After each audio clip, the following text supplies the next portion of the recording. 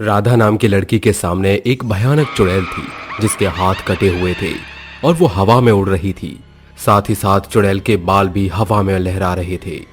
हे भगवान, तुम कौन हो और तुम मुझे क्यों मार रही हो? मैं यहाँ पर किसी को भी नहीं छोड़ूंगी।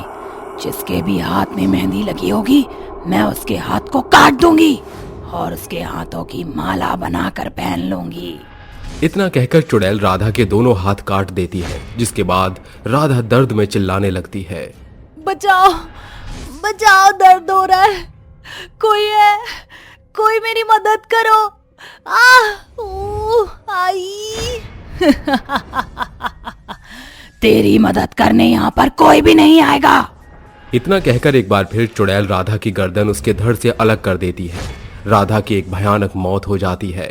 अगली सुबह कुछ लोग अपने घरों के बाहर निकलते हैं। तब वो राधा की भयानक लाश देखते हैं। उसकी ऐसी मौत को देखकर गांव की मीना अपनी माँ से बोलती है, माँ, ये तो राधा दीदी है। इनकी तो कुछ दिनों के बाद शादी है और आज इनकी ऐसे भयानक मौत हो गई। आखिर इनको इतनी भयानक मौत किसने दी होगी? पता नहीं बेटा, आखिर इसको ऐसी भयानक मौत किसने दी है? इतना कहकर वो सभी लोग वहां से चले जाते हैं और थोड़ी देर बाद रात हो जाती है। एक बार फिर रात को वो चुड़ैल आती है और मीना का दरवाजा खटखटाने लगती है। मीना जैसे ही दरवाजा खोलती है कि तभी वो देखती है कि उसके सामने एक भयानक चुड़ैल खड़ी है। वो देखकर बहुत ही डर जाती है और डर के मारे भागने लगती है, लेकिन वो भागने में कामयाब नहीं हो पाती और चुड़ैल एक बार फिर मीना को अपने जादू से हवा में उड़ा देती है और वो अपने साथ मीना को उड़ाते हुए जंगल की तरफ ले जाती है।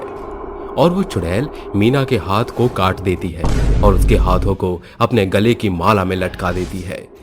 मीना जैसे तैसे अपनी जान बचाकर अपने घर आ जाती है और दर्द में तड़पते हुए अपनी माँ को आवाज लगाती है, माँ,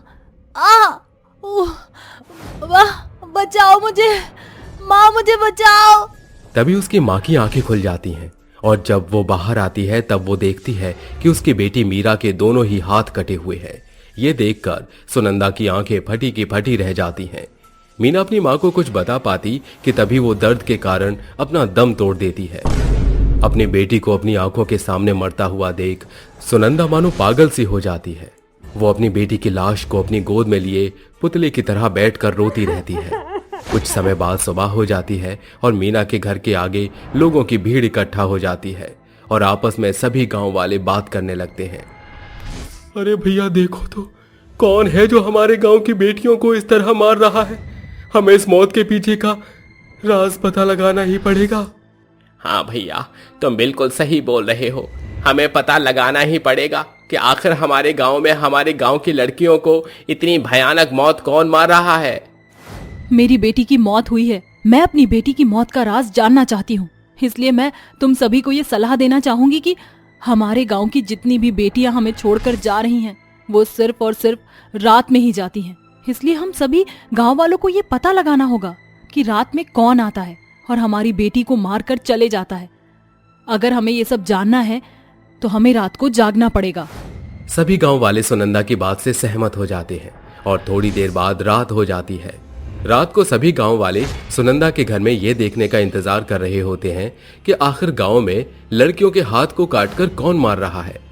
वो सभी लोग इंतजार कर ही रहे होते हैं कि तभी आंधी आनी शुरू हो जाती है। आंधी के साथ साथ वो भयानक चुड़ैल जिसके काले लंबे खुले हुए बाल हवा में लहरा रहे थे, चेहरे पर चोट के निशान थे, उसके पैर उल्टे थे, उसके गले में हाथों की मालाएं थीं, हवा में उड़ते हुए वो गांव में घूम रही थी। ये देखकर सभी गांव वाले दंग रह जाते हैं। उस चुड़ैल को देखकर सुनंदा बोलती है, अच्छा, तो ये चुड़ैल है जिसने हमारी बेटियों को इतनी भयानक मौत दी है। आज मैं इस चुड़ैल को नहीं छोड़ूंगी। इतना कहकर सुनंदा चुड़ैल के सामने आ जाती है, जिसके बाद चुड़ैल उसे देखकर बोलती है, तू कितनी निडर है रे। एक चुड़ैल के सामने बिना खौफ के आ रही है। तुझे मारने में बहुत ही मजा आएगा। मैं तुझसे तेरा सच जानना चाहती हूँ कि आखिर तू मेरे गांव की बेटियों को क्यों मार रही है।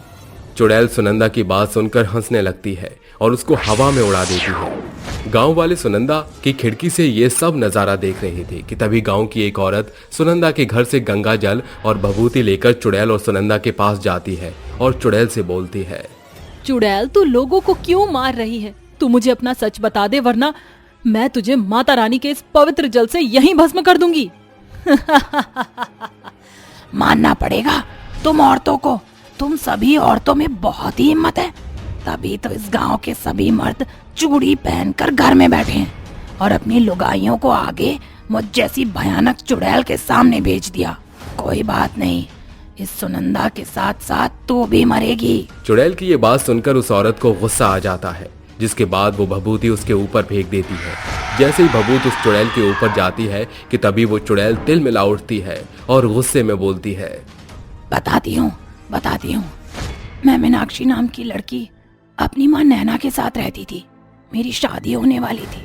मैं और मेरी माँ मेरी शादी को लेकर बहुत ही खुश थे, लेकिन कुछ लोगों को मेरी खुशियाँ बर्दाश्त नहीं हो सकी। जिस दिन मेरी मेहंदी की रस्म थी, उस दिन कुछ लोगों ने मेरी मेहंदी के अंदर एसिड डाल दिया था और जब मैंने वो मेहंदी अपने हाथों में लगाई तो मेरे हाथ जलने लगे। मैं अपने हाथों पर पानी डाल लिया, मेहंदी चुरा ली, लेकिन फिर भी मेरा दर्द नहीं गया।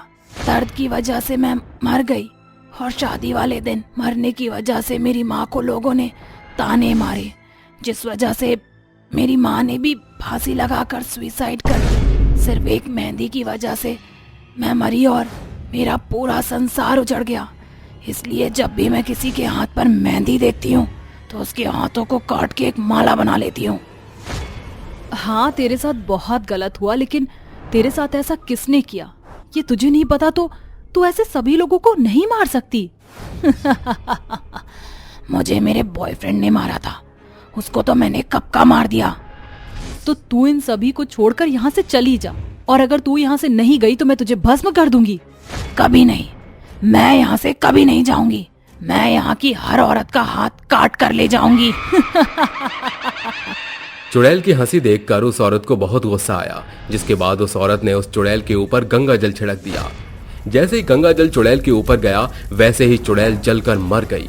इस तरह चुड़ैल से गांव के सभी लोगों को मुक्ति मिल गई और उस गांव में किसी भी औरत के हाथ कटने की घटना सामने नहीं आई और अब उस गांव में सभी लोग एक दूसरे के साथ खुशी से मिलजुल कर रहने लगे।